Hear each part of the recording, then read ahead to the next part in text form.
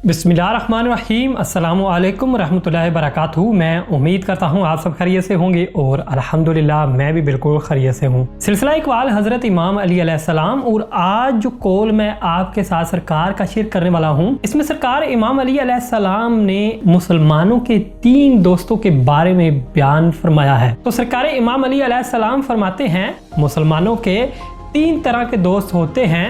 एक दोस्त ये कहता है मैं तुम्हारी जिंदगी और मौत में तुम्हारे साथ हूँ, तो वो दोस्त इल्म है। दूसरा ये कहता है कि मैं तुम्हारे मरने तक तुम्हारा दोस्त हूँ, और वो दोस्त माल है। तीसरा ये कहता है मैं कब्र के दरवाजे तक तुम्हारा साथी हूँ और फिर तुम्हें छोड़ दूंगा, और वो दोस्त जो है वो औलाद है। अल्लाहुम्मा सल्ली अला मुहम्मदिन व आले मुहम्मद। मैं पूरी उम्मीद करता हूँ आपको मेरी छोटी सी कहावत जो है वो पसंद आई होगी।